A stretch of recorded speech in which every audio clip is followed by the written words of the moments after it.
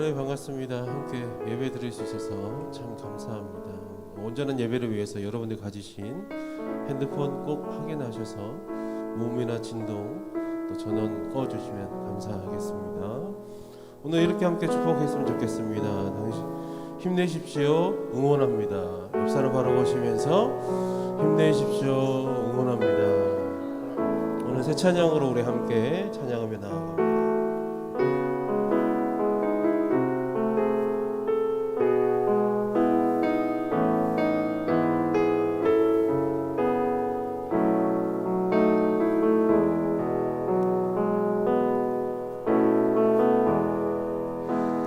주의 장막에서 한나리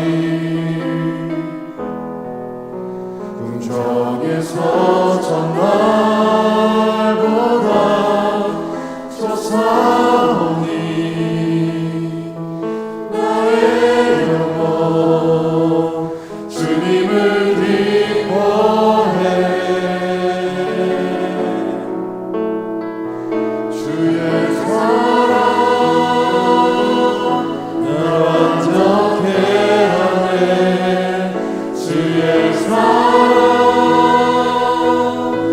새롭게 하네 끝이 없는 주의 사랑만이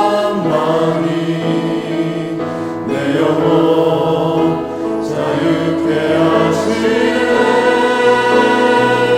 주의 사랑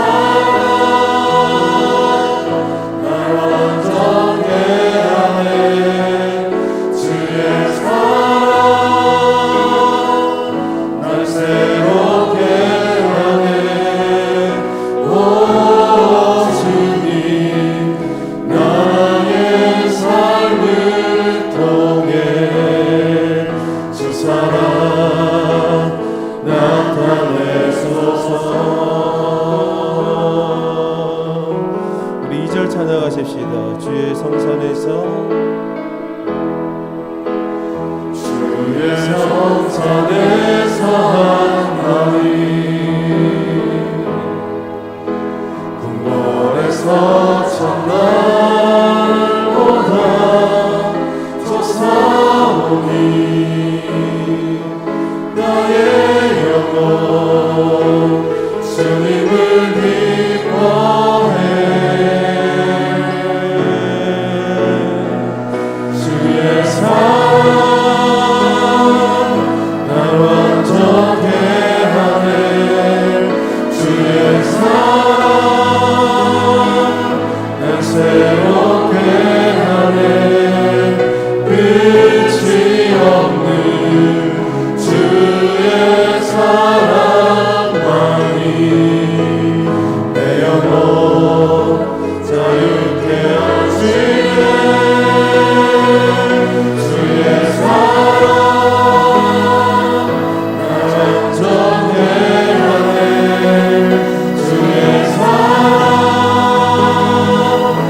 새롭게 하네 오 주님 나의 삶을 통해 주 사랑 나타내소서. 주의 사랑 날 완전케 하네 날 완전케 하네 주의 사랑 날 새롭게 하네 끝이 없는 주의 사랑만이 내 영혼 자유케 하시네 주의 사랑 날 완전케 하네 주의 사랑 날 새롭게 하네 오 주님 나의 삶을 통해 주 사랑 우리 다시 한 번 더 찬양하며 나아갑니다.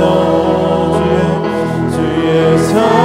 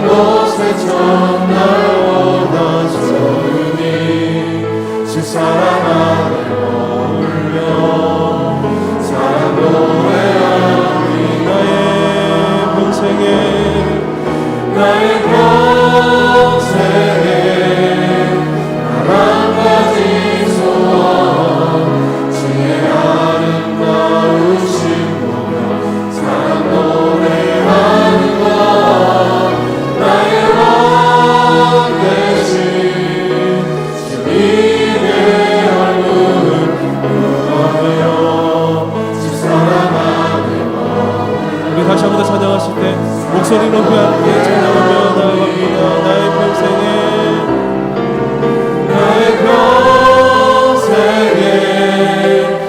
나랑 같이 소원 주의 아름다우신 보며 사랑 노래하는 것 나의 왕 되신 주님의 얼굴을 구하며 사랑 안에 머물러 우리 마지막으로 찬양하십시다. 나의 평생에 담은 거지 소원 나의 평생에 나랑 가지 소원 주의 아름다우신 보며 사랑 노래하는 것 나의 왕 되신 주님의 얼굴 구하며 주 사랑 안에 머물러 사랑 노래합니다. 그렇습니다. 우리 주의 집에서 주의 장막에서 다시 한 번 더 예배 드리기를 원합니다. 말씀 전하시고 우리 목사님께서 함께 기도해 주십시오. 기도로 준비하시겠습니다. 하나님 아버지 감사합니다.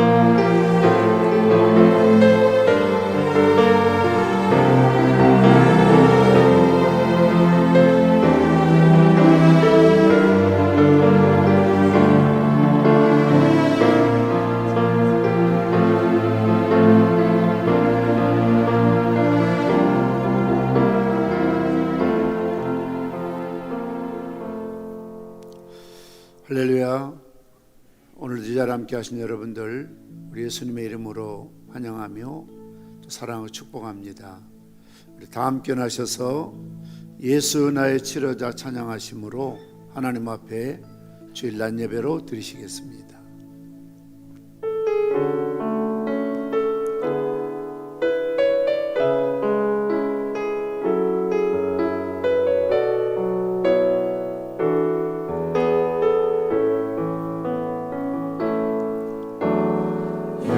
나의 좋은 치료자 그의 눈이 머문 곳은 나의 슬픔과 고통 고개 들어 그의 눈을 볼 때에 나네 예수 나의 좋은 치료자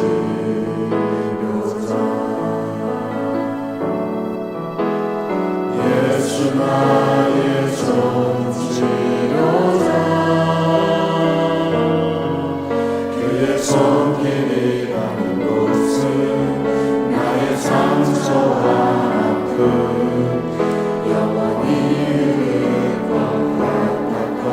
눈물 감았었네 예수 나의 치료자 나 노래하리라 사랑 나를 돌아오신 그 세주를 찬양해 나를 가는 곳까지 내 손들이 예수 나의 난 노래하리라 난 노래하리라 선한 나를 돌아오신 그 세주를 찬양해 나를 가는 곳까지 내 손들이 예수 나의 치료자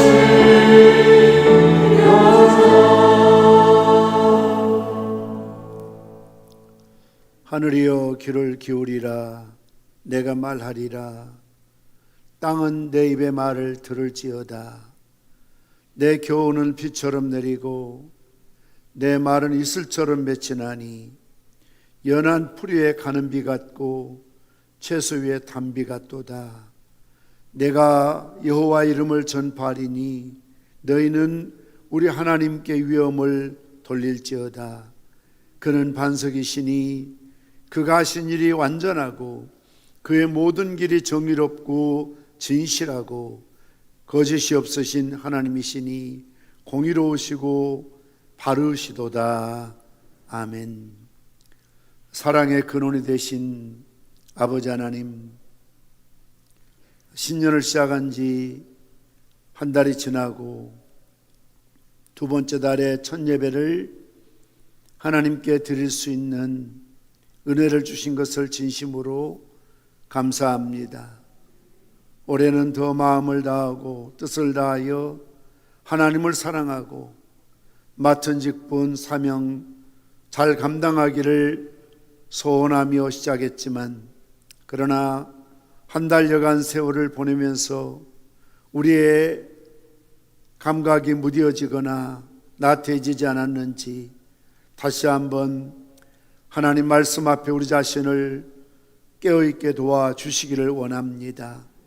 코로나 재확산으로 인해서 많은 어려움을 당하고 곤고하고 두렵고 또한 여러 가지 힘들고 어려운 상황 속에서라도 오늘도 하나님께 예배드리기 위해서 자리에 나와 싸움에 사랑하는 모든 주의 백성들 친밀히 대하시고 세밀하게 관찰하시고 마음의 소원들을 들응답하여 주시기를 간절히 빌고 소원합니다. 사업에 여러 가지 어려움이 많이 있습니다. 가정의 문제, 자녀의 문제들, 건강의 문제들 때문에 눈물 흘리며 주님 앞에 무릎 꿇는 심령들도 있습니다. 위로의 손길로 안아주시고 주님 안에서 참된 평강과 안식을 찾아 가슴 벅찬 마음으로 이전을 떠나는 저들이 되게 도와주시기를 원합니다. 확진자들을 치료해 주시옵시고 더 이상 확산되지 않도록 하나님 자비와 공의를 베풀어 주시옵소서. 그리하여 우리 교육부가 속히 정상적으로 예배드릴 수 있도록 다음 세대를 바르게 세워갈 수 있도록 은혜와 자비를 베풀어 주시기를 원합니다. 오늘도 우리 예배가 성령에 충만한 예배가 되게 하시고 다음 대의 세상을 향하여 복음을 전할 수 있는 능력의 종들로 세워주시기를 소원합니다. 오늘 예배를 섬기는 모든 주의 종들에게 영역의 갑절을 더하여 주시옵시고 한 심령이라도 성전 뜰만 밟고 돌아가지 아니하도록 우리의 마음과 생각을 주님께 말씀 앞에 집중할 수 있게 도와 주시옵소서. 예수님의 이름으로 기도드리옵나이다. 아멘.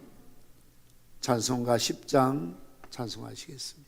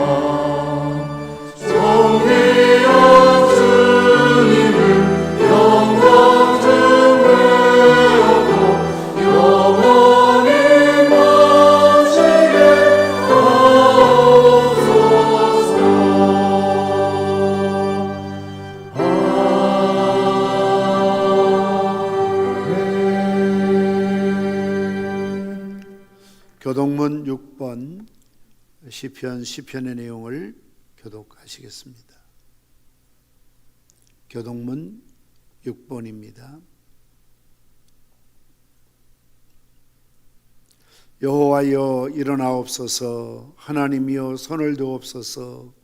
가난한 자들을 잊지 마옵소서.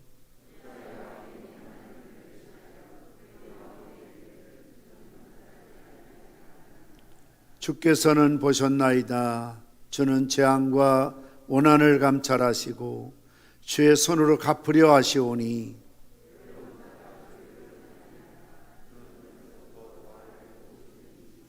악인의 팔을 꺾으소서. 악한 자의 악을 더 이상 찾아낼 수 없을 때까지 찾으소서.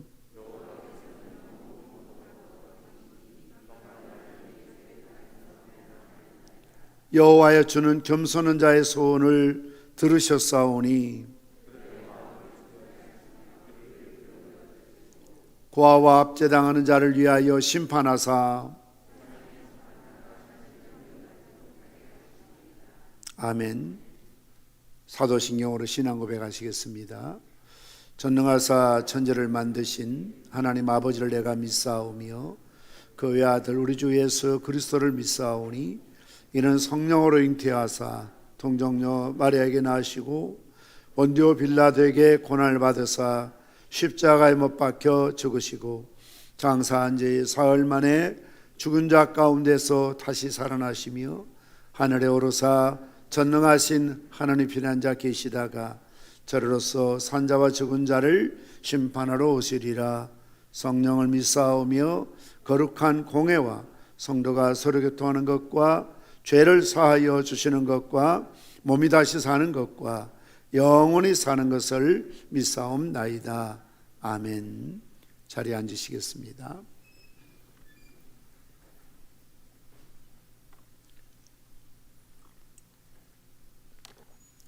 교회 소식을 전해드리도록 하겠습니다.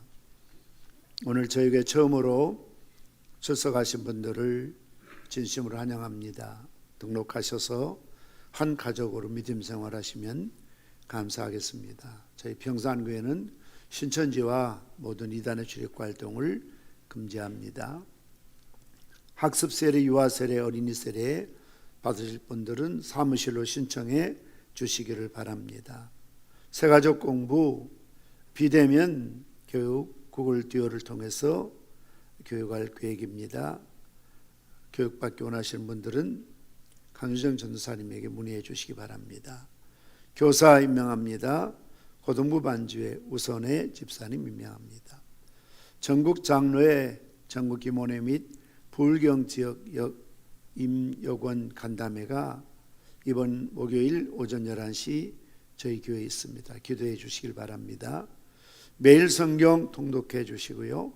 20일에 각 기관 정기 원래 예배가 있습니다. 그리고 2월 20일은 우리 GMS 선교 주일로 지키게 됩니다. 코로나로 많은 선교사님들이 어려움을 당하고 있는 이때에 저희들이 총회 결의로 특별히 선교사님들을 후원하기 위해서 그날 특별한 헌금을 또한 준비해서 드리도록 하겠습니다. 그날 말씀 증거는 우리 GMS 선교 사무총장이신 전철영 선교사님 오셔서 말씀 증거해 주십니다.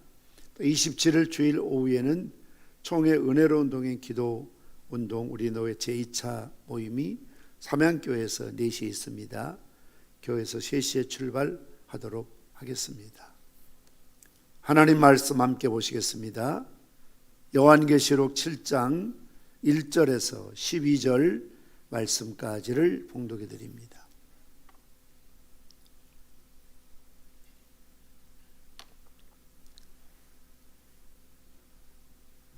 요한계시록 7장 1절에서 12절 말씀까지를 봉독해 드립니다.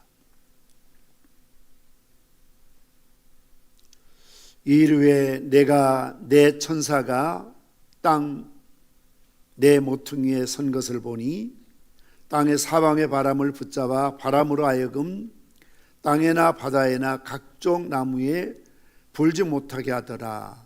또 봄에 다른 천사가 살아계신 하나님의 인을 가지고 해 돋는 데서부터 올라와서 땅과 바다를 해롭게 할 권세를 받은 내 천사를 향하여 큰 소리를 외쳐 이르되 우리가 하나님의 종들의 이마에 인치기까지 땅이나 바다나 나무들을 해하지 말라 하더라. 내가 인침을 받은 자의 수를 들으니 이스라엘 자손의 각 지파 중에서 인침을 받은 자들이 14만 4천이니 유다 지파 중에 인침 받은 자가 1만 2천이요 루벤 지파 중에 1만 2천이요 갓 지파 중에 1만 2천이요 아셀 지파 중에 1만 2천이요 납달리 지파 중에 1만 2천이요 므낫세 지파 중에 1만 2천이요 시몬 지파 중에 1만 2천이요 레위 지파 중에 1만 2천이요 이사갈 지파 중에 1만 2천이요 스볼론 지파 중에 1만 2천이요 요셉 지파 중에 1만 2천이요 베냐민 지파 중에 인침을 받은 자가 1만 2천이라. 이르되 내가 보니 각 나라와 족속과 백성과 방언에서 아무도 셀 수 없는 큰 무리가 나와 흰옷을 입고 손에 종려가지를 들고 보좌 앞과 어린 양 앞에 서서 큰 소리로 외치되 구원하심이 보좌에 앉으신 우리 하나님과 어린 양이 있도다니 모든 천사가 보좌와 장로들과 내 생물의 주위에 서 있다가 보좌 앞에 엎드려 얼굴을 대고 하나님께 경배하여 이르되 아멘. 찬송과 영광과 지혜와 감사와 존귀와 권능과 힘이 우리 하나님께 세세토록 있을지어다. 아멘 하더라. 아멘. 정체성이라는 아이덴티티라는 말이 있습니다. 사전에는 변하지 않는 존재의 본질을 깨닫는 성질이라고 설명하고 있습니다. 그러니까 존재하는 것들, 그 본질이 무엇인지 깨닫는 것을 정체성 아이덴티티라고 합니다. 특별히 자기 자신의 본질이 무엇인지를 깨닫는 것을 자아 정체성이라고 말합니다. 우리 그리스도인들이 행복하지 못한 이유 가운데 하나는 정체성의 혼돈에서 비롯되고 있습니다. 분명히 크리스찬인데 아닌 것처럼 섬기고 사는 때가 있고 장소가 있고 그런 시간이 있다는 것이죠. 그리고 그리스도인이 아니고 싶어 할 때도 있습니다. 그러다가 아예 나는 이제는 크리스찬이 아니라고 주장하며 사는 사람들이 있습니다. 그러나 그 깊은 내면 속에 예수를 만났던, 예배를 드렸던, 은혜를 경험했던 그런 마음들이 있습니다. 그리고 때로는 하나님을 두려워하는 그런 마음들도 갖고 있습니다. 그리고 언젠가는 기회가 주어지면 내가 하나님께로 돌아가야 되겠다는 그런 생각도 가지고 세상에 살아가고 있는 것이지요. 마치 바닷가에 한 발은 물에 담그고 한 발은 땅에 딛고 있는 것처럼 세상과 교회, 이것을 좀 다른 말로 소위 유실론적인 무신론자라고 말하죠. 하나님이 있다는 것을 알고 믿고 성경도 믿는다고 말하지만 그러나 어떤 상황과 환경 속에서는 전혀 신앙이 없는, 하나님 믿지 않는 무신론자처럼 말하고 행동하고 그들과 휩쓸려 살아갈 때가 있다는 것이죠. 그래서 이런 신자를 가리켜서 박쥐 신자라고 말합니다. 낮에는 새가 되고 밤에는 쥐가 되는 것처럼 상황과 환경에 따라서 왔다 갔다 하는 사람이죠. 그러니 늘 그 사람의 마음속에는 갈등 구조가 떠나지 않는 것입니다. 하나님도 생각해야 되고 세상도 살아야 되고 친구도 좋고 교회도 싫지 않고, 그러나 예를 들면 주일날 야 오늘 골프 치러 가자 친구가 이야기하면 야 골프 치러 가야 되나 교회 가야 되나 갈등할 수밖에 없지요. 정체성이 분명해서 나는 크리스찬이야, 나는 주일날 교회 가야 돼 하면 갈등할 일이 없어요. 고민할 필요가 없어요. 어디 갈까 그렇게 신경 쓸 필요가 없죠. 당연히 난 교회 간다, 갈등을 가질 필요가 없죠. 그러다 보니까 이런 정체성의 혼란 때문에 우리는 참된 행복을 누리지 못하고 살아갈 때가 많다는 것입니다. 오늘 본문의 말씀은 우리 그리스도인이 누구인지를 가르쳐주는 중요한 표현이 기록되고 있습니다. 다시 말씀드리면 그리스도인의 정체성을 깨닫게 해주는 중요한 하나의 단어가 기록되고 있지요. 그것은 바로 인침을 받은 자라는 것입니다. 우리 한번 받아서 합시다. 인침을 받은 자. 그래서 인치심을 받은 자라고 말씀하고 있습니다. 예수 믿는 사람이 누구냐? 크리스찬이 누구냐? 인치심을 받은 자다. 오늘 본문의 말씀 보시면 인침을 받은 자라는 표현이 4절에 2번, 5절에 1번, 8절에 또 1번 나옵니다. 4번씩이나 기록되고 있지요. 그렇다면 인침받은 자는 어떤 사람입니까? 먼저 인침이라는 말을 헬라어 언어로 스프라기스라고 합니다. 이 말은 글자 그대로 도장 찍음이라는 의미가 있습니다. 이 말을 동사형으로 스프라기조라고 하는데 이 말의 원뜻은 도장을 찍는다라는 그런 의미를 가지고 있습니다. 이 성경이 기록될 그 이전 고대 세계에서 이런 인장 도장은 그 주인에게 속한 물건들 혹은 주인한테 오는 메시지의 확실성을 식별하는 데 쓰였습니다.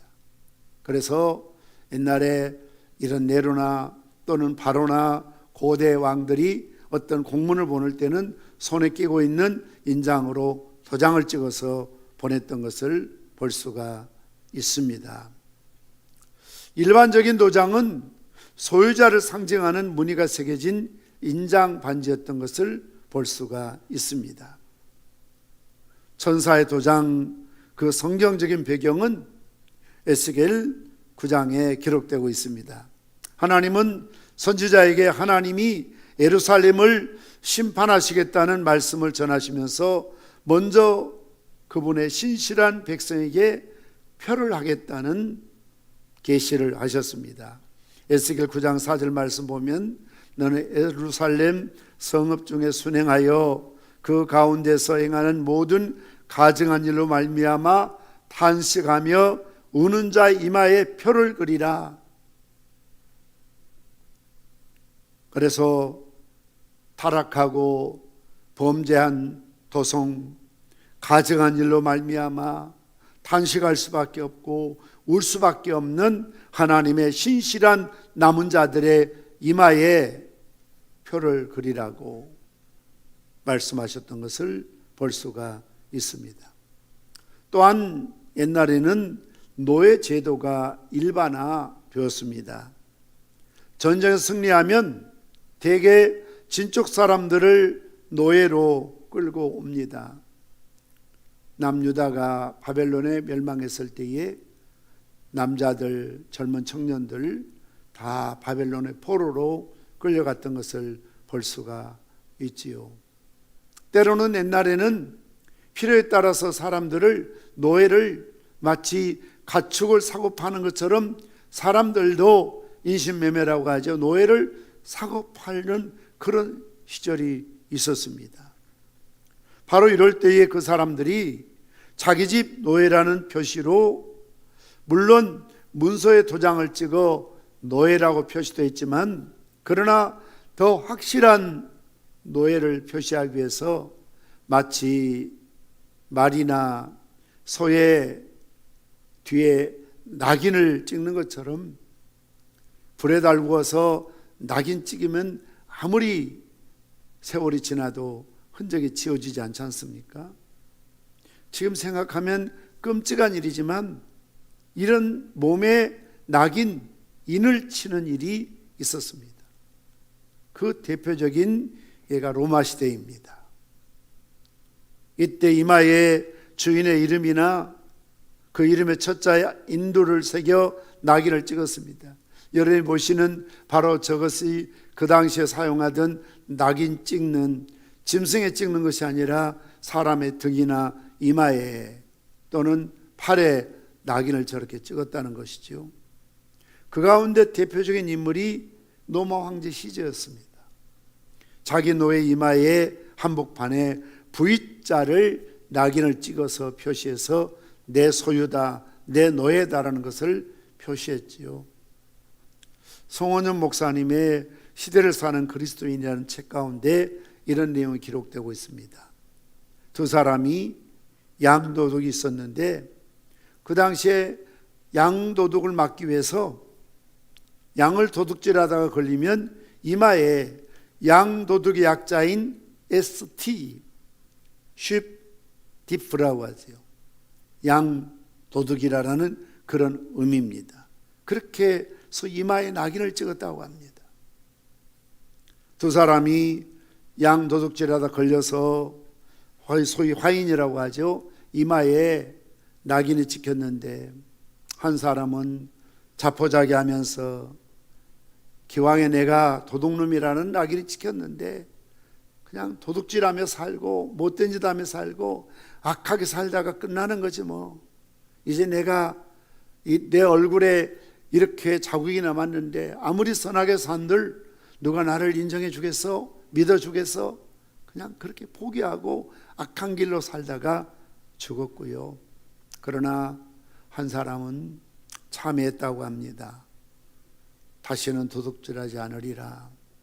아니, 오히려 내가 착하게 살아야 되겠다. 어려운 사람들을 도와주고 위로해주고 그런 선한 일을 많이 베풀었더니 그 동네에서 그가 목사님보다 더 존경을 받는 사람이 되었다고 합니다. 그가 오랫동안 장수하여 2세들이 자라서 그 할아버지를 존경하고 학교 입학식 때는 을에 훈사하는 유명한 분이 되었다고 합니다. 이마에 낙인 찍는 풍습이 이제는 없어졌는데 아이들이 할아버지 이마에 ST라고 써 있으니까 그 글씨가 뭐냐고 주변 사람들에게 묻기를 시작합니다. 물론 나이 든 사람은 ST는 양을 도둑질한 도둑놈이다라는 그런 낙인이었지만 이제 더 이상 그런 낙인 찍는 것이 법으로 금지되어 있었기 때문에 동네 사람들이 재해석하는 거죠. 세인트로 ST 약자나 세인트의 단어나 비슷합니다. 그래서 세인트, 성자라고 불러지게 되었다고 합니다. 그 이후로 이제 성자를 부를 때 에스트 세인트로 사용하게 되었다는 이야기가 있습니다. 무엇을 말합니까? 그만큼 그 시대에는 이런 노예들, 도둑들, 범죄자들에게 낙인을 찍는 것이 일반화되었다는 것이죠. 오늘 본문 2절 3절 말씀 보십시오. 또 봄에 다른 천사가 살아계신 하나님의 인을 가지고 해 돋는 데서부터 올라와서 땅과 바다를 해롭게 할 권세를 받은 네 천사를 향하여 큰 소리를 외쳐 이르되 우리가 우리 하나님의 종들의 이마에 인치기까지 땅이나 바다나 나무들을 해하지 말라 하더라. 하나님의 종들에게 그 이마에 인을 치기까지 심판을, 큰 바람을, 재앙을, 지난주에 말씀드렸던 인을 뗄 때마다 나타나는 이 무섭고 살벌한 이런 재앙을 멈추라라고 말씀하고 있는 것입니다. 하나님께서 천사를 보내셔서 하나님의 백성들의 이마에 인을 치시겠다는 것입니다. 마치 로마 황제 시저가 자기 종들의 이마에 V자의 인을 쳤던 것처럼 하나님 백성들의 이마에 인을 치시겠다라고 말씀하고 있습니다. 물론 이것은 영적인 의미입니다.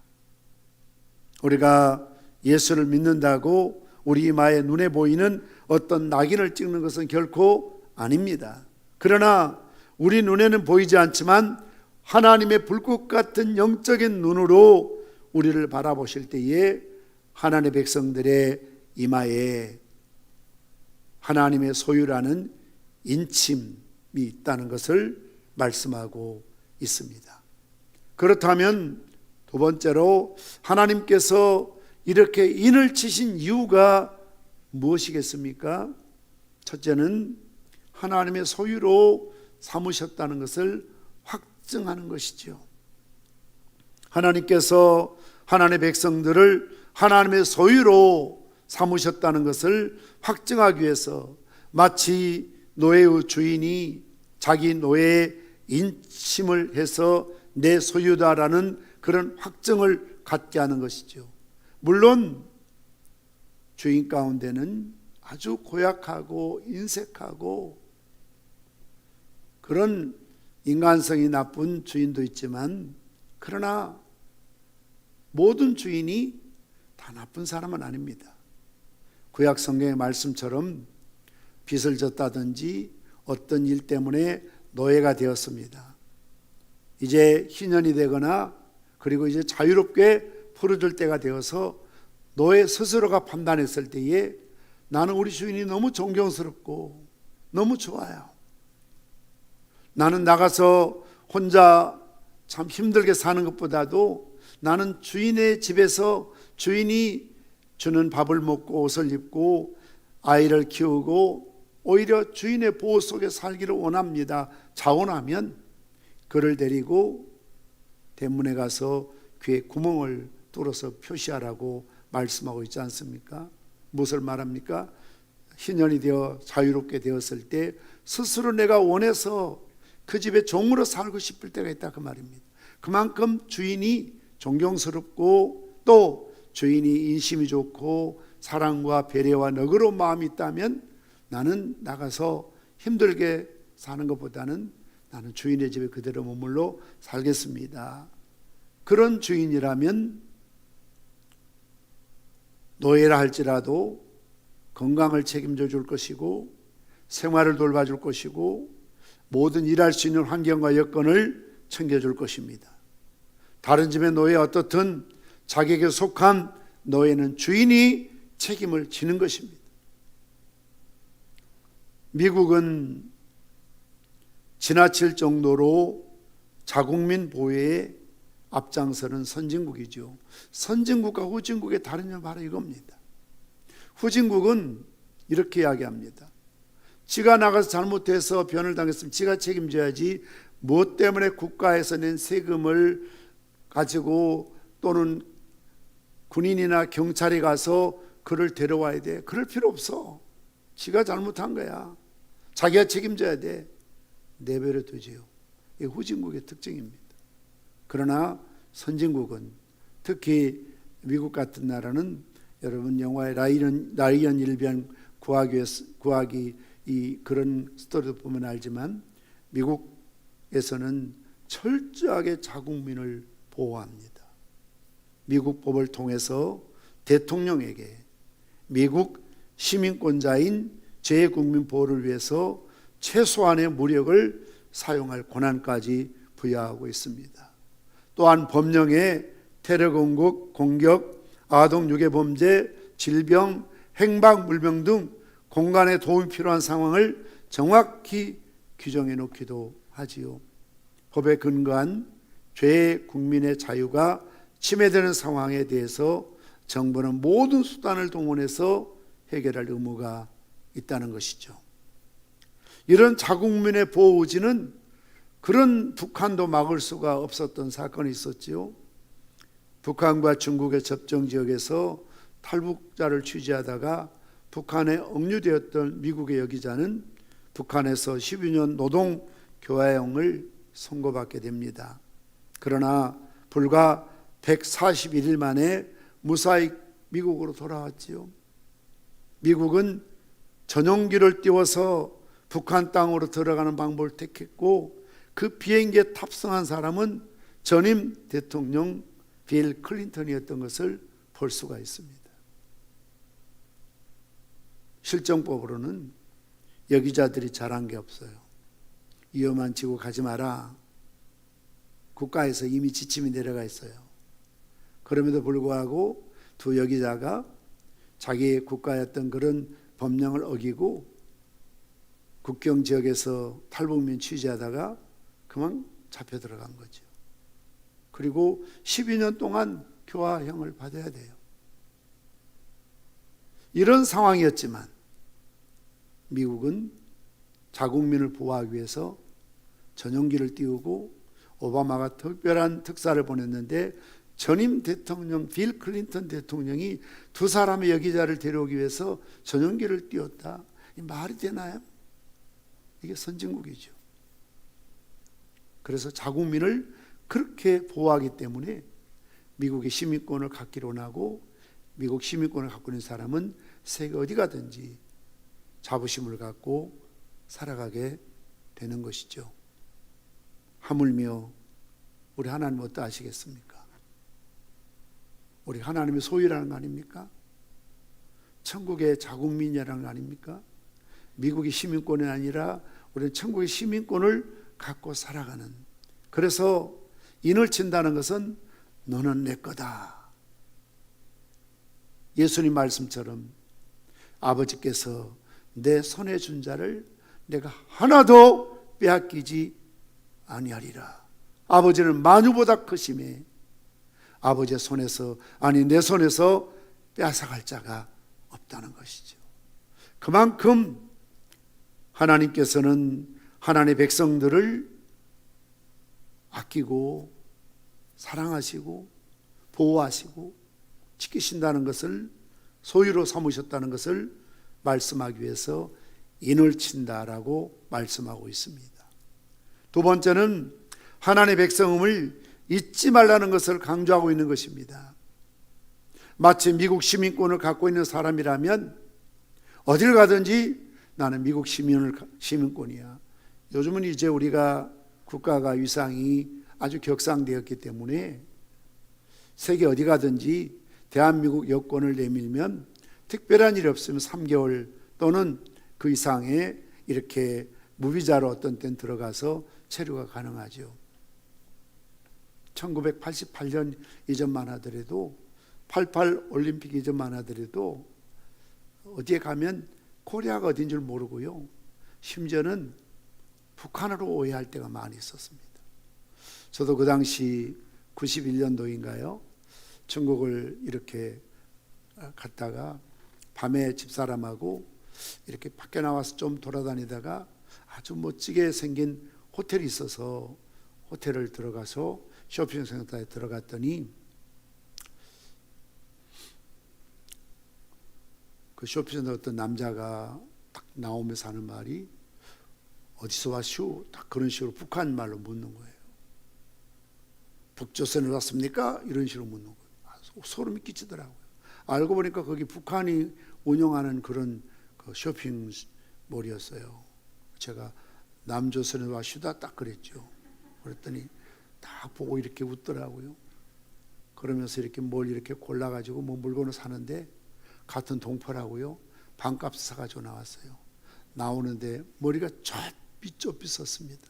왜냐하면 그 당시에 납치당하는 일들이 있었거든요.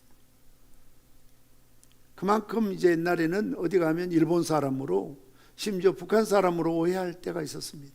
그러나 지금은 어디를 가도 대한민국 국적이라는 것이 자랑스럽죠.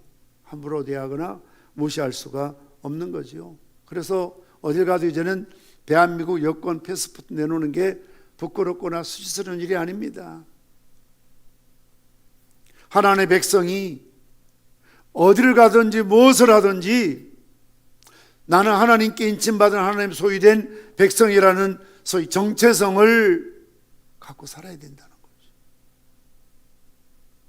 고린도서 1장 22절 말씀처럼 그가 또한 우리에게 인치시고 보증으로 우리 마음에 성령을 주셨느니라. 하나님께서 우리를 인치시고 보증을 하셨는데 그 보증으로 성령을 우리에게 주셨다는 것이죠. 그래서 성령 하나님이 우리 안에 내주하심으로 소위 아버지의 영을 받고 예수님의 영을 받음으로 하나님을 아바 아버지라 부를 수 있는 양자의 영을 주신 것이죠. 우리 자녀들이 아버지를 자연스럽게 아빠나 어머니를 엄마라고 부릅니다.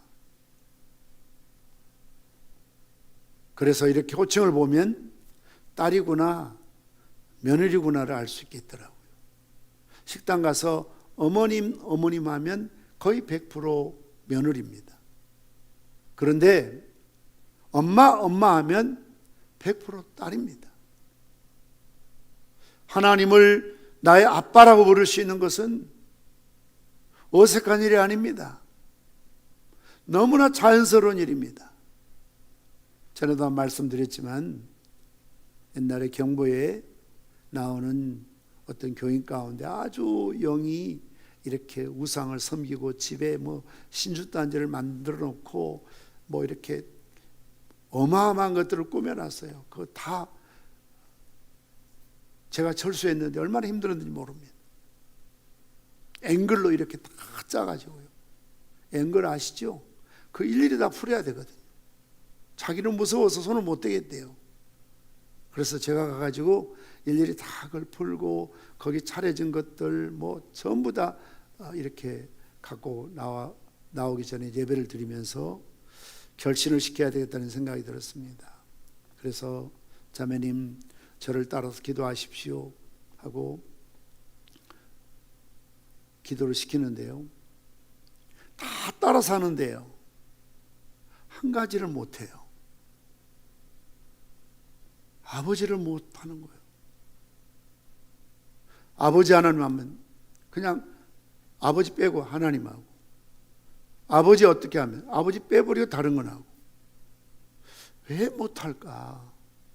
왜 못할까? 생부가 없어서 한 번도 안 불러봐서 부자연스러워서 아버지를 못 부를까?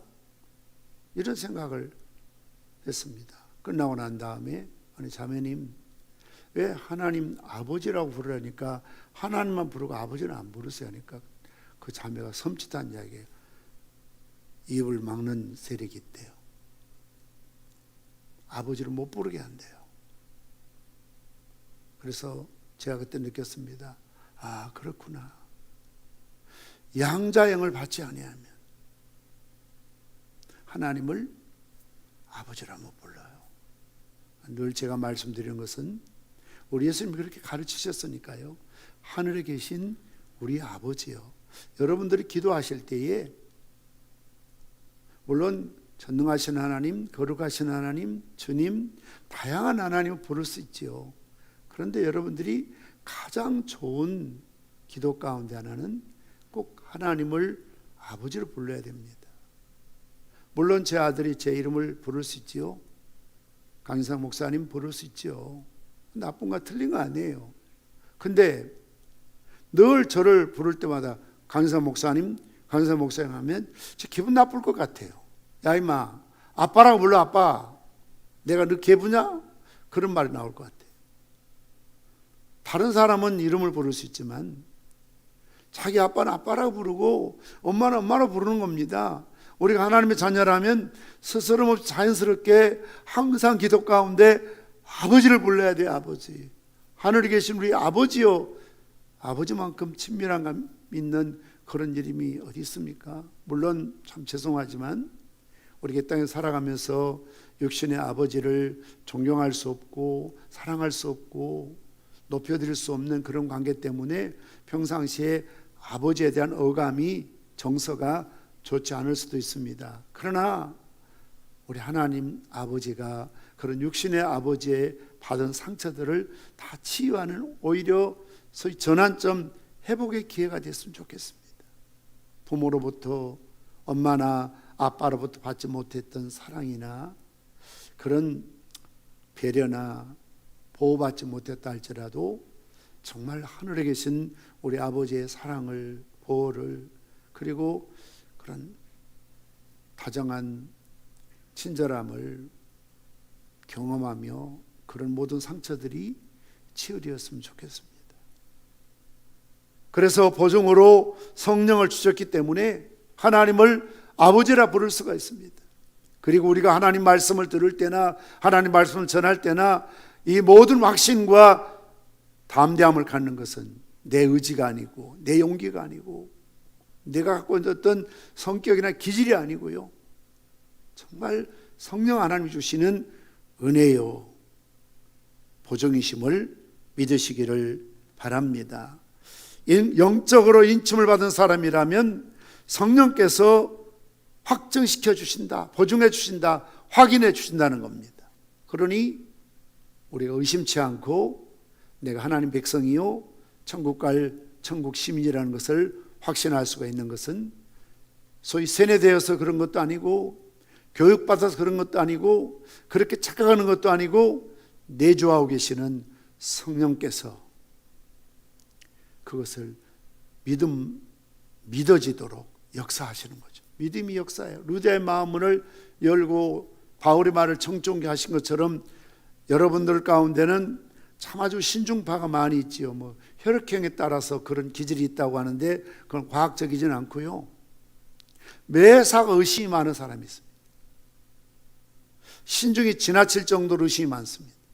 물건 하나 사는 것도 고르고 또 가서 확인하고 또 와서 확인하고 사람 만나고 어떤 일을 결정하고 뭐 집을 산다든지 땅을 산다든지 어떤 분들은 늘 땅만 보고 다니고 10년 지나도 못 산 분들이 계세요. 왜냐하면 확신이 없으니까. 집을 사야 되겠다고 마음 먹고 돈도 있는데 아직까지 못 산 분이 있습니다. 왜냐하면 확신이 없으니까. 지나칠 만큼 신중하지요. 그런데 그런 분들이요, 하나님이 믿어진다는 것, 예수님이 믿어진다는 것, 성경이 믿어진다는 것, 설교가 믿음으로 반응되어진다는 것, 기적 아닙니까? 보이는 것도 못 믿고 살고 보는 것도 못 믿고 살고 확신이 없는데, 저희 장인어른이 아주 옛날 분 돌아가셨습니다만 아주 답답할 때가 있었는데요. 어느 때인가 하면 옛날에 이제 국가에서 노인들에게 주는 매달 들어오는 그런 보험이 있지 않습니까? 강원도 사시다가 저희들이 한 2년 모셨는데, 그거 통장 안 찍어도 은행에 있잖아요. 근데 이분은 통장을 안 찍어 놓으면 누가 가져간다는 거예요. 은행에 있는 돈이 누가 가져갑니까? 그래서 자기 딸이, 아버지 걱정하지 마세요, 다 은행에 잔액이 남아 있어요. 자기 딸한테 이야기하다 안 되면 나한테 와서 그래요. 강서방, 가서 좀 통장 좀 찍어다 주라. 내가 갖다 찍어주죠, 바빠도. 왜냐하면 그분은 통장에 글자를 딱 찍혀야만 자기 돈이라고 생각하는 거예요. 통장에 잔액 표시가 안 돼 있으면 내 돈이 없다고 생각하는 거예요. 그러니까 매달, 나는 바빠서 내 개인적인 일 때문에 은행 못 가도 이분을 안심시켜드리기 위해서는 늘 우체국 가가지고 찍어서 확인시켜 드려야 돼요. 그러면 고맙다고 하고 그걸 보고 안도하세요. 눈에 보이는 것도 못 믿고 사는 사람인데요, 그분이 예수님 영접하고 세례 받으시고 꼭 시사 때마다, 어떤 때는 제가 바빠서 그냥 나오시지만 꼭 기도해 달라 하세요. 늘 기도해 드리고, 그걸 보면 참 사람에 대해서 의심이 많으시고 경계심이 많으신 분인데, 이건 성령의 역사가 아니고는 이루어질 수 없는 것이구나. 여러분 스스로 한번 생각해 보십시오. 얼마나 의심이 많습니까? 얼마나 경계합니까? 그런 사람들이 어떻게 눈에 보이지 않는 하나님이 믿어집니까? 어떻게 예수님이 믿어지십니까? 어떻게 말씀이 믿어지십니까? 이것은 성령이 보증하지 아니하시고는, 성령의 내주하심, 역사하심, 감동하심, 감화하심이 없다면 결코 이루어질 수 없죠. 내가 누구고 여러분이 누군데요? 가끔 이런 생각 들지 않습니까? 혹시 내가 지금 속고 사는 거 아닌가? 내가 사기꾼에게 사기당하는 거 아닌가? 어느 신학자가 그런 말을 했지 않습니까? 예수님은 중간지대가 없다, 성자가 아니라는 겁니다. 예수님은 정말 인류를 구원할 구원자이시든지, 아니라면 역사의 희대의 사기꾼이든지. 여러분 매일 듣는 설교, 이런 말씀들 들을 때 어떤 생각이 듭니까? 정말 인류를 구원할 구원자로서 인을 치신 분인가? 아니면 궤변으로 공교하게 만든 가설로, 전설로, 신화로 우리를 속이고 있는 것인가? 만약 우리가 속았다면 기가 막힐 일 아닙니까? 특히 저 같은 경우는 너무 억울하잖아요. 우리 할아버지도 속아서 인생 망치고, 우리 아버지도 속았고, 나도 속고, 내 아들도 속고, 우리 집안 다 속았다고 생각해 보십시오. 무슨 이런 사기가 어디 있습니까? 이런 비극이 어디 있습니까, 여러분? 못 믿는다면요, 정말 사기라면요, 거짓말이라면 이게 어떻게 되는 겁니까? 내 인생은 어디서 보상받습니까? 내가 주님 앞에 드려진 물질이며 시간이며 에너지며 이거 다 속았다는 거 아닙니까? 마치 거짓 이단에게 속고 약쟁에게 속아서 물것 하나 잘못 사도 어떤 때는 황당하고 놀랄 일인데, 하루 이틀도 아니고 내 인생 전부를 여러분 우리가 올인하며 주님을 섬기고 교회를 섬겨왔는데 이게 다 헛된 일이었다고 생각해 보십시오. 기가 막힌 일 아닙니까? 그러나 우리가 확신을 갖는 것은, 믿음을 갖는 것은, 분명한 보증이 되는 것은 성령 하나님께서 우리 속에 내주하시어서 이런 은혜를, 확신을, 믿음을 주심을 믿으시기를 바랍니다. 오늘 본문의 말씀 속에 우리가 잊지 않고 잘 기억하고 또 바르게 믿고 해석해야 될 중요한 하나의 숫자가 나옵니다. 그 유명한 14만 4천입니다. 이 14만 4천을 이단들이 가장 많이 악용하는 하나의 숫자지요. 그래서 그들은 말하기를 14만 4천에 드려야 된다, 14만 4천을 실체적인 숫자로 주장하면서 그 무리 안에 드려야만 구원받을 수 있다라고 문자적으로 해석하는 경우들이 많이 있습니다. 그렇게 또 현혹하고 속이고 있는 것이지요. 오늘 인침받는 자에게 하나님이 하시는 일을 모두를 기억하고 계신다는 겁니다. 4절의 말씀처럼 내가 인침받는 자의 수를 들으니 이스라엘 자손의 각 지파 중에서 인침받은 자들이 14만 4천이라고 말씀하고 있습니다. 그리고 이스라엘의 12지파 각 지파마다 1만 2천 명씩 말씀하고 있지요. 예민하게 보신 분들은 한 지파가 빠져 있지요. 지금 단지파가 빠져 있습니다. 거기에 대해서 또 억지 쓰고 억지로 해석할 이유는 없습니다. 왜냐하면 이 숫자는 상징적인 숫자니까요. 우리가 받아 삽시다. 이 숫자는 상징적인 숫자입니다. 왜냐하면 그 당시에 거대한 로마로부터 박해받는 기독교이기 때문에, 예를 들면 노마를 대적하거나 노마의 잘못된 것을 말할 때 노마라는 글을 쓰거나 말하면 바로 잡혀가 죽습니다. 그러니 비유적으로 바벨론이라는 표현을 쓰는 거죠.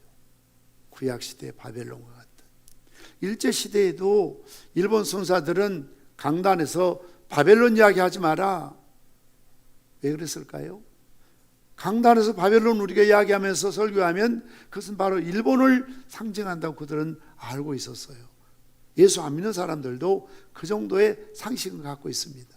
그러니 이런 과거의 나라들 또는 비유적인 것, 상징적인 것들을 통해서 그 시대를 말할 뿐만 아니라 더군다나 미래에 일어날 일들, 계시된 말씀들을 기록할 수밖에 없고 하나님도 그렇게 기록하게 하셨던 것을 볼 수가 있습니다. 그렇다면 이 14만 4천은 무엇을 의미하는가? 이것은 먼저 144, 12 곱하기 12는 144입니다. 지난번에 말씀드렸던 것처럼 이스라엘 상징하는 12지파, 신약을 백성을 상징하는 예수님의 12제자, 그래서 24장로, 그래서 144가 나오는 겁니다. 12 곱하기 12요. 그리고 천은 완전수를 의미합니다. 10 곱하기 10 곱하기 10 하면 천이 됩니다. 구원받은 하나님의 백성 모두를 총칭하는 상징적인 의미로 14만 4천이라는 단어를, 숫자를 쓰고 있는 것입니다, 여러분. 왜냐하면 오늘 이어서 9절 말씀 보면 이것이 상징적인 숫자라는 것이 확실하지 않습니까? 이르에 내가 보니 각 나라와 족속과 백성과 방언에서 아무도 셀 수 없는 큰 무리가 나와 흰옷을 입고 손에 종려가지를 들고 보좌 앞 어린 양 앞에 서 있다.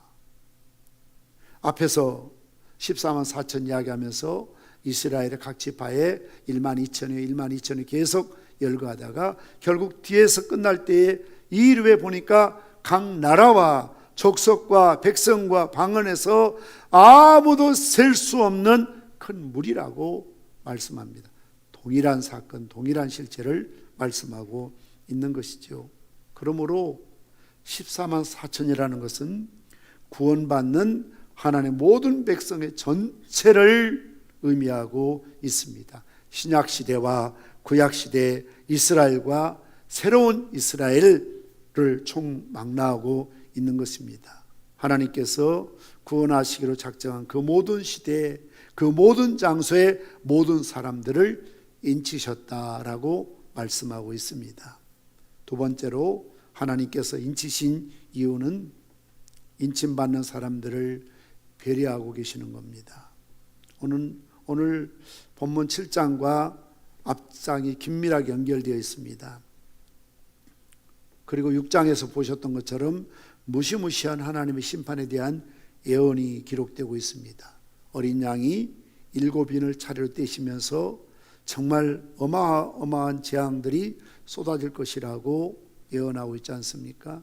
그리고 6장 마지막 절에 이렇게 묻고 있습니다.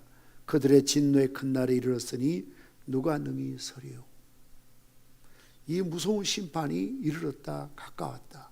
아무도 맞설 수 없고 대항할 수 없는 무서운 심판이 다가왔다고 말씀하고 있습니다. 자, 이 예언의 말씀을 듣는 사람들의 심정이 어떠하겠습니까? 얼마나 두렵고 크게 염려가 되겠습니까? 그래서 하나님께서 오늘 6인을 떼는 이야기, 계시록 6장의 말씀과 그리고 바로 7인을 떼는 이야기를 기록해야 되거든요. 그러나 7인 이야기 사이에 오늘 7장을 기록해 두셨어요.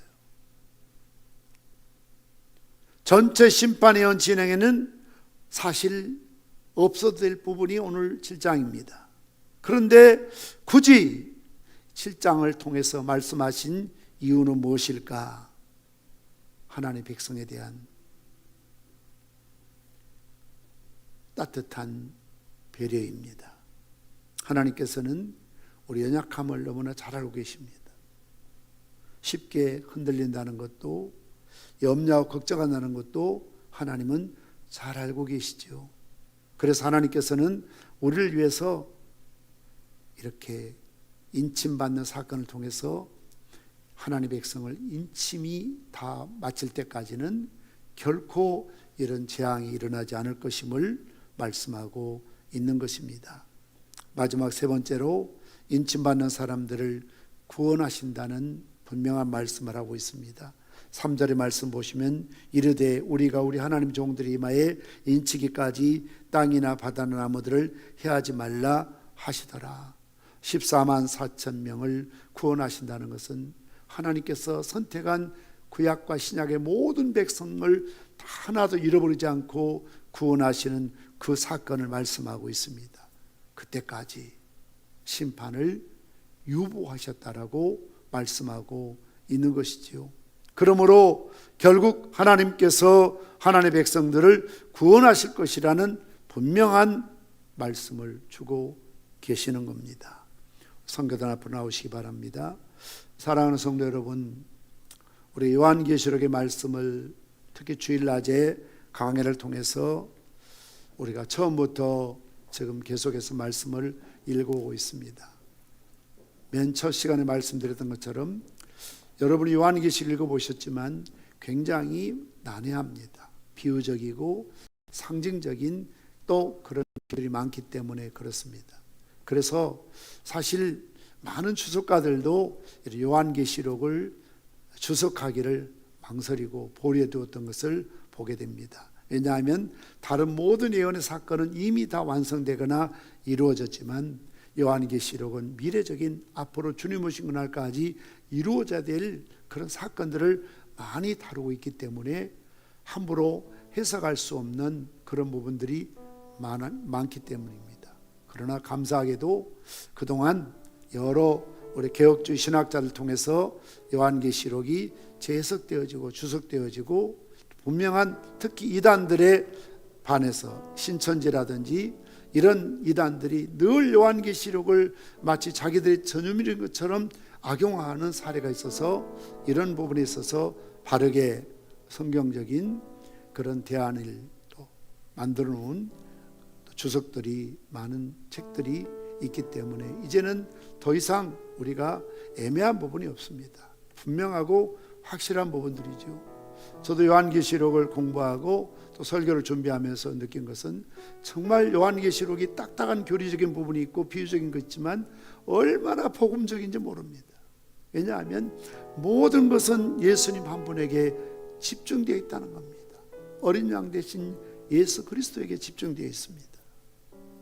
오늘 말씀을 통해서 우리는 바울의 고백을 들었으면 좋겠습니다. 바울은 자신을 가리켜서 그리스도의 종 노예입니다. 둘로서 노예예요. 신학자 케제만은 말하기를 바울이 즐겨 쓴 그리스도의 노예라는 표현을 그리스도와의 관계 이런 속에서 운명적인 사랑이라는 표현을 썼어요. 바울의 운명적인 사랑의 표현이 내가 그리스도의 종이다, 노예다.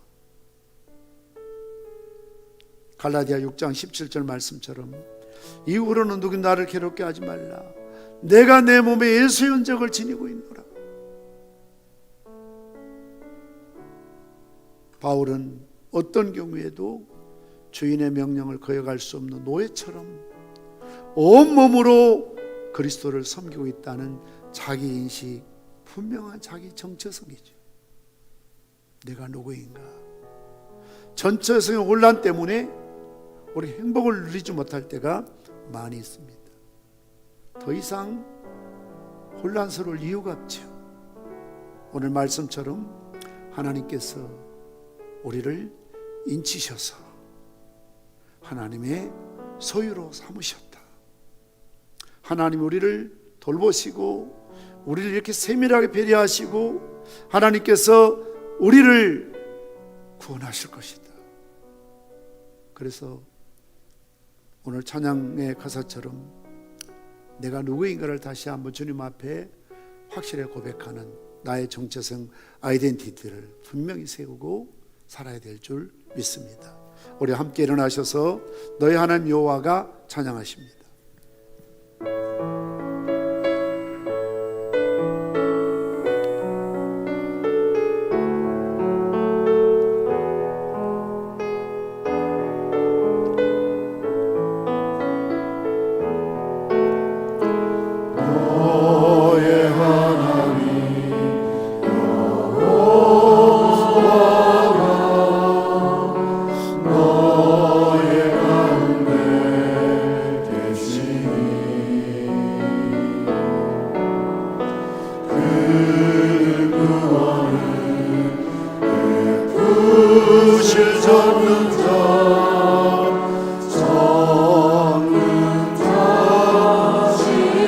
그가 너로 인하여 기쁨을 이기지 못하시며 그가 너로 인하여 기쁨을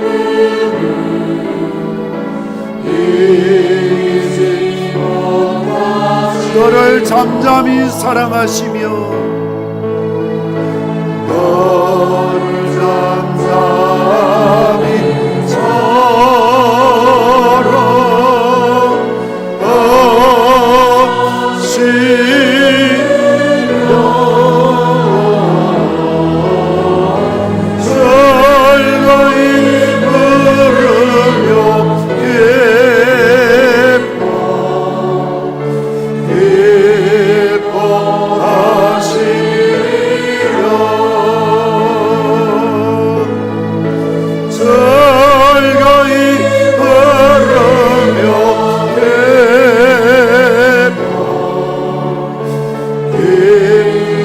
가사를 바꿔서 나의 하나님 여호와로 바꿔 부릅니다. 나의 하나님 여호와가 나의 하나님 여호와 나의 가운데 계시니 나의 가운데 계시니 그는 구원을 내 끝을 졌는 그가 나로 인하여 기쁨을 이기지 못하시며 그가 나로 인하여 기쁨 아멘 이기지 못 나를 잠잠히 사랑하시며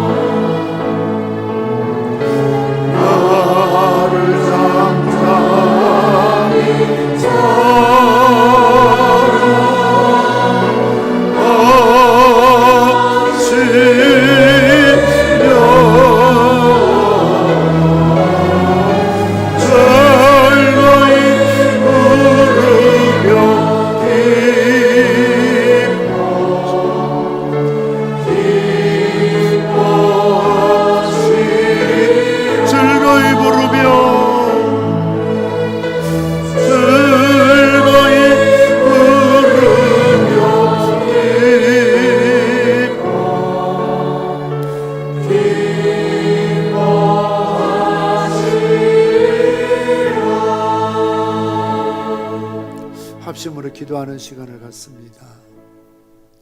저는 가끔 이런 가정을 해봅니다. 내가 정말 하나님 모르고 예수님 모르고 복음을 모르고 살았더라면 어찌 될 뻔했을까.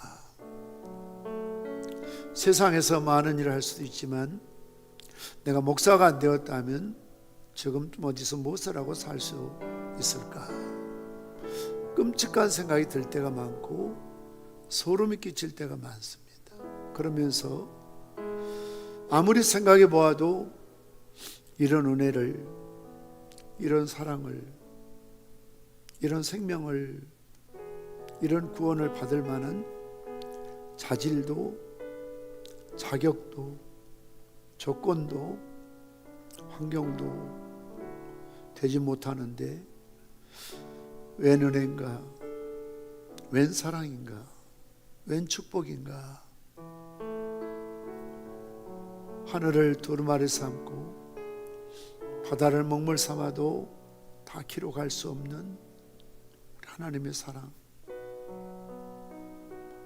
늘 울어도 눈물로서 갚을 수 없는 아버지의 그 크고 놀라우신 사랑. 만 가지 은혜를 받았으니 내 평생 슬프나 즐거우나 온전히 다 주님께 드려도 부족하고 모자람이 없는 그런 아버지의 넘치는 사랑. 오늘 말씀처럼 우리 주님께서 우리를 인치시고 소유로 삼으시고 정체성 갖고 당당히 살라고 말씀하시고 우리를 다 기억하셔서 14만 4천년은 정확한 숫자까지 주님은 다 기억하시고 우리를 배려하셔서 7번째 인을 떼기 전에 이런 인침의 사건을 통해서 하나님의 심판은 결코 구원받는 자에게 나타날 수 없다는 것을 보장해 주시고 우리를 배려해 주시고 우리를 보호해 주시고 우리를 구원해 주시는 이런 주님의 사랑 속에 우리가 살면서도 마치 햇빛의 고마움을 모르는 것처럼 공기의 소정을 모르는 것처럼 이런 은혜를 망각하고 살아서는 안 된다는 것입니다. 오늘 찬야의 가사처럼 나의 하나님 여호와가 나의 가운데 계시니 그는 구원을 베푸실 전능자시라. 저는 이 가사가 너무 좋습니다. 그가 나로 인하여 기쁨을 이기지 못하시며 마치 엄마가 갓 태어난 아이를 품에 안고 행복에 기워하는 것처럼 얼마나 우리 하나님이 나를 보시고 기뻐하고 계시는지 나를 잠잠히 사랑하시며 즐거이 부르며 기뻐하시리라. 얼마나 멋있는 아름다운 그림이고 모습입니까? 이 은혜 속에 우리는 젖어 살아야 합니다. 이 시간 우리 기도하실 때에 주님 3번 부르고 기도하실 텐데 하나님 정말 나 같은 사람을 인치시고 하나님 자녀로 보호하시고 소유로 삼아주시고 지켜주시고 배려해주시고 구원해주시고 보호해주신 것 진심으로 감사합니다. 당당하게 살아가게 하여 주시옵소서. 기죽지 않게 하시고 당당하게 살아가게 하여 주시옵소서. 우리 합심으로 주님 이름 부르고 기도하시겠습니다. 주여 주여 주여.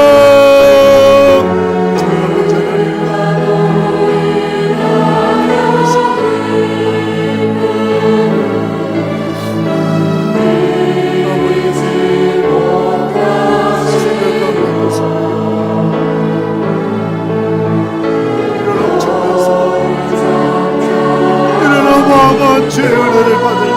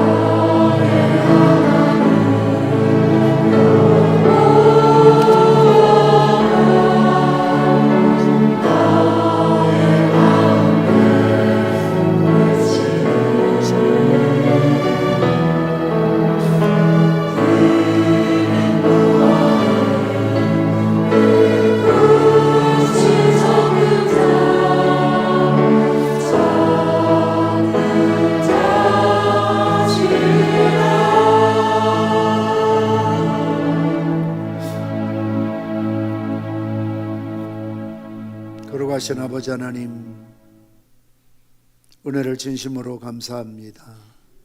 오늘도 요한계시록 인침의 사건을 통해서 우리 하나님이 정확하게 우리를 기억하고 계신다는 사실 앞에 감사를 드립니다. 하나도 잃어버리지 않고 마지막 인을치기까지 심판을 보류하신 것 또한 감사를 드립니다. 하나님께서 우리를 하나님 소유로 삼으시고 하나님 자녀답게 살아가도록, 당당하게 살아가도록 우리를 인쳐주신 줄 믿습니다. 우리는 거부할 수 없는 하나님의 자녀가 되었다는 사실을 성령님의 보증을 통해서 다시 한번 확증하게 도와주시옵소서. 오늘도 하나님이 우리를 얼마나 기뻐하시는지, 얼마나 사랑하시는지, 얼마나 아끼고 보호하시는지 머리털 하나도 상하지 않도록 하나님 지켜주실 줄 믿습니다. 웬 은혜요, 웬 사랑이요, 웬 축복인지 아무리 생각해 보아도 그 이유를 우리에게서는 찾을 수가 없습니다. 하나님께서 사랑 안에서 깊으신 뜻 가운데 만세전에 이 천지를 짓기 전에 우리를 예정하시고 하나님 백성으로 인치시고 불러주신 줄 믿습니다. 이제 우리가 당당히 살아가게 하시고 하나님의 자녀로서 정체성에 혼돈이 없게 도와주시기로 합니다. 박쥐 신앙을 살지 않게 하시고 빛이 되게 하시고 소금이 되게 하시고 온 세상을 향하여 예루살렘의 베드로의 변화된 성령 충만하여 길거리 나가서 외쳤던 것처럼 나는 그리스도인이라는 그리스도인이라는 직분자라는 사실을 자랑스럽게 말하며 당당히 살아갈 수 있도록 은혜를 베풀어 주시옵소서. 주신 은혜와 사랑을 감사하며 오늘도 빈손으로 주님 앞에 나오지 아니하고 공수로 나오지 아니하고 정성껏 준비한 예물을 주님 손에 올려드립니다. 주일원금 드립니다. 11조원금 드립니다. 헌당구자원금, 선교원금 주님 손에 올려드립니다. 감사하는 마음으로 감사한금 주님 앞에 올려드립니다. 이 예물이 사람을 살리고 구원하는 영적인 일에 쓰여지게 도와주시옵시고 드려지는 손길의 가정과 기업이 하늘의 슬과 땅의 기름짐으로 풍성케 하여 주시옵소서. 여러 모양으로 교회를 섬기는 주의 종들, 강단을 위해서, 차량을 위해서, 방송실에서 찬양으로 섬기는 종들, 하나님 복의 복을 더하시고 지경을 넓히시고 환난을 벗어나 그 실면하게 하여 주시옵소서. 차고 넘치는 축복을 베풀어 주시옵소서. 예수님의 이름으로 기도드리옵나이다. 아멘. 배송 부르시겠습니다.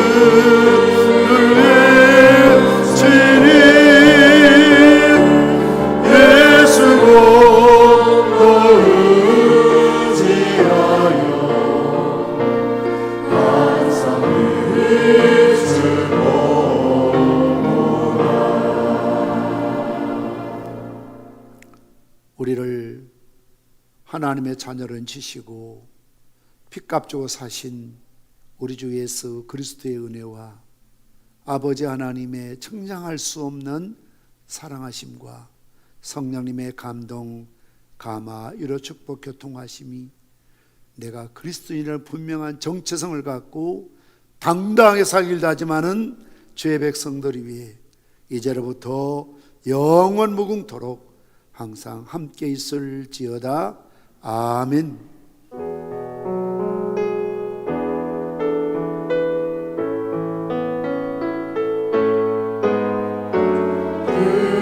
너로 인하